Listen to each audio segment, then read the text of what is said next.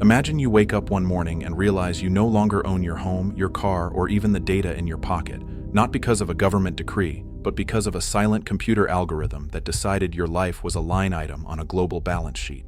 While the world watches the news and argues over politicians who seem increasingly like actors in a scripted play, a shadow architecture has been quietly constructed behind the scenes, one that controls more wealth than the entire GDP of every nation on Earth combined. We are told that the United Nations, the IMF, and sovereign governments run the world, but the math suggests a much darker reality is unfolding in the fluorescent-lit boardrooms of New York City. There are two names you have likely heard but never truly questioned, yet they hold the keys to almost every industry that keeps civilization running. This is not a story about money. It is a story about the end of sovereignty as we know it and the rise of a corporate ghost that is now more powerful than any flag or anthem.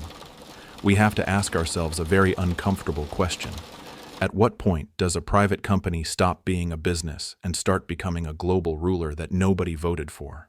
The answer may lie in the fact that by the time you feel the chains, the locks have already been bolted from the inside. The scale of this influence is so massive that it becomes invisible.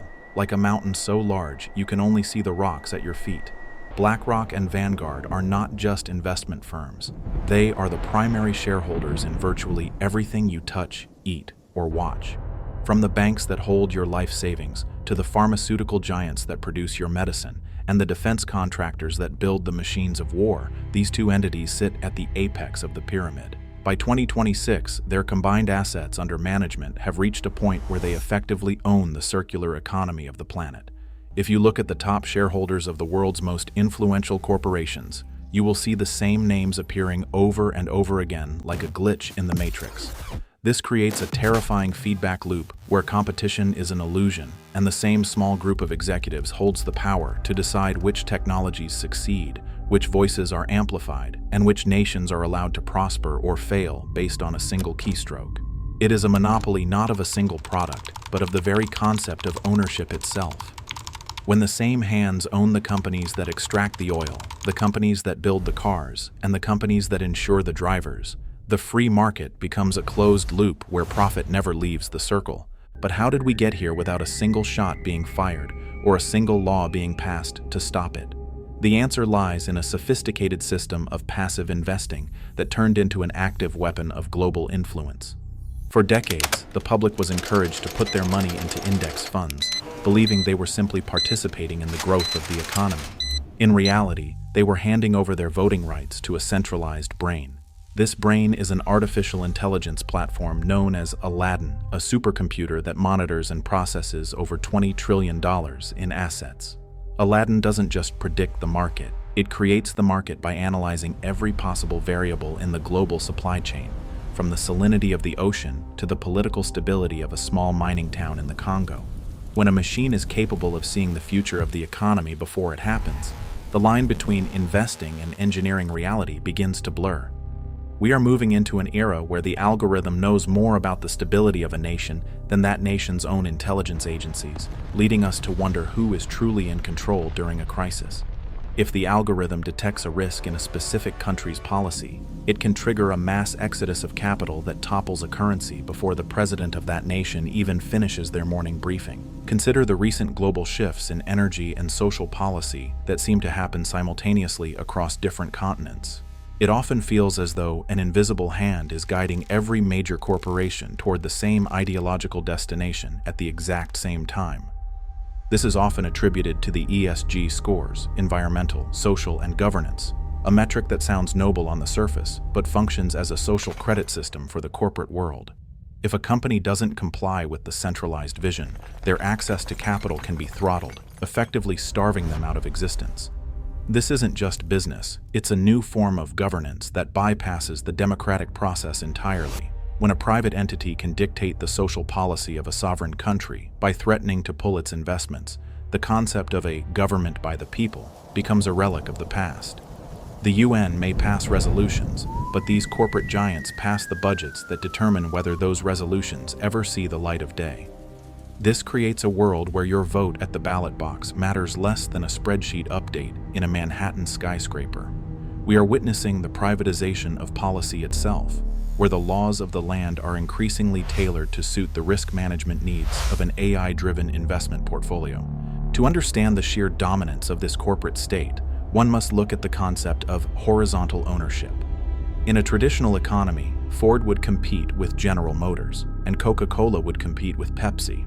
However, when the same two investment firms are the largest shareholders of both competitors in every single sector, the very idea of competition dissolves into a choreographed performance. This lack of competition means there is no longer a free market to correct for errors or corruption. Instead, we have a unified front that can set prices, dictate wages, and control the flow of information without fear of a rival undercutting them. This horizontal structure extends into the media landscape, where the same firms own the news outlets that are supposed to be the watchdogs of democracy.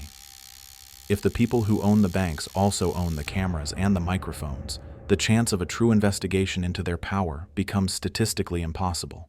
We are living in a hall of mirrors where every exit leads back to the same boardroom, and every news update is filtered through the lens of protecting the asset's value rather than informing the public. The most unsettling part of this investigation is the revolving door between these firms and the highest levels of government. If you look at the advisors in the White House, the European Commission, and the halls of power in Asia, you will find a staggering number of former employees from these specific firms. They aren't just lobbyists, they are the architects of the very regulations that are supposed to oversee their former employers. This creates a shadow state where the distinction between public service and private profit has been completely erased. We are witnessing the birth of a corporate state that doesn't need to win elections because it already owns the platforms where elections are held. As we move deeper into 2026, the question isn't whether these firms will become more powerful than the UN, but whether they already are, and if the UN is simply the ceremonial mask worn by the real masters of the global economy to keep the public from panicking. This is a quiet coup, one conducted with pens and digital ledgers rather than tanks and soldiers, where the conquerors don't occupy your streets, they occupy your debt. Looking back at history, we see that the East India Company once held its own army and governed entire subcontinents, but even they were eventually reined in by the crown. Today, there is no crown left that isn't already deeply indebted to the global financial apparatus. When a nation goes into debt, it doesn't just owe money, it owes its future policy to its creditors. Since these investment giants manage the sovereign wealth funds and the pension plans of the world's most powerful nations, they have effectively become the landlords of the planet. They can influence everything from the retirement age of workers in France to the mining rights in sub-Saharan Africa. This is a level of centralized planning that the Soviet Union could only dream of, yet it is happening under the guise of efficient asset management.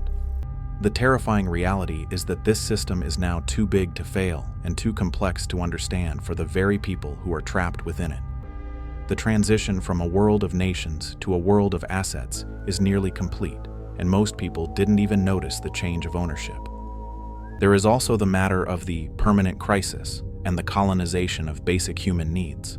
It has been observed that during times of immense global turmoil, be it a pandemic, a war, or a climate disaster, the wealth and influence of these firms do not decrease, they accelerate. While small businesses shudder and middle-class savings evaporate, the giants use their dry powder of trillions in cash to buy up distressed assets at a discount. This means that for the corporate state, a crisis is not a problem to be solved, but an opportunity to be harvested. They are buying up single-family homes, farmland, and water rights at an unprecedented rate. In many suburbs across the Western world, the family next door is no longer a family at all, but a corporate entity that pays cash and outbids everyone else to ensure that the next generation remains a generation of permanent renters. By controlling the land and the food supply, they control the very foundation of human survival. If the trend continues, the social contract will be replaced by a subscription model, where you pay for the privilege of existing on a planet you once thought you inherited. The technological aspect of this control cannot be overstated. As we enter the mid-2020s, the integration of Aladdin's financial oversight with the data harvesting power of Silicon Valley has created a digital panopticon. These firms don't just own the companies that make your phone, they own the data centers that store your digital life. This allows for a level of precision in social engineering that was previously unimaginable. By analyzing spending patterns, political leanings, and movement data, The corporate state can predict and neutralize dissent before it ever reaches the streets. We are seeing the rise of predictive governance, where resources are allocated and speech is moderated based on what the algorithm determines is best for the long-term stability of the market. In this new paradigm, freedom is redefined as the ability to choose between pre-approved options that all lead to the same financial outcome for the parent company. The concept of the individual is being hollowed out, replaced by a consumer profile that is bought, sold, and traded in real time. What happens when this centralized power decides that your interests no longer align with the stability of the global portfolio? We are seeing the rise of a world where you will own nothing and be told to be happy.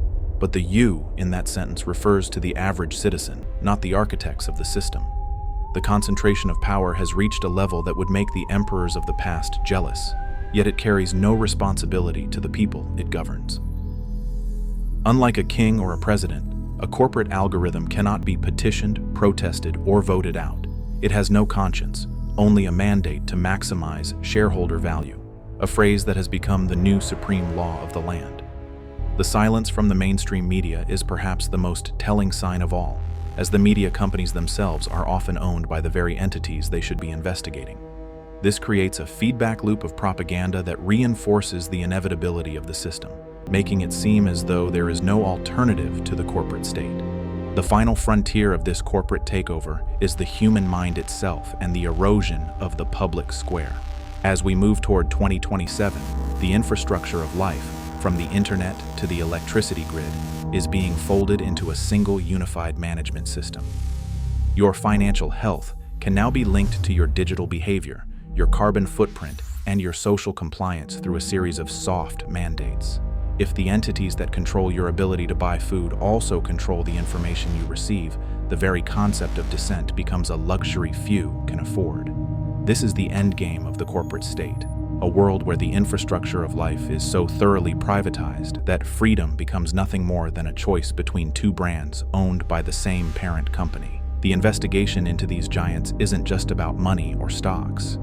It's an investigation into the future of the human species and whether we will remain citizens or become mere biological assets.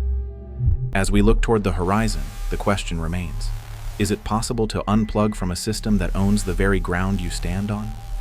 We have built a world where convenience has been traded for autonomy, and where the safety of a managed economy has replaced the risk of a free one.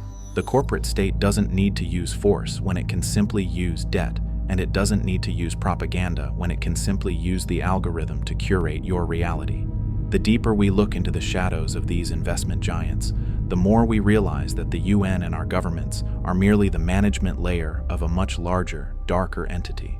The truth is hiding in plain sight, buried under trillions of dollars and a silence that is getting louder every day. We are living in the era of the ghost in the machine, and the machine has just realized that it no longer needs its creators to run the world. The only question left is what we are willing to do once we finally see the face behind the curtain, and whether it's already too late to turn back.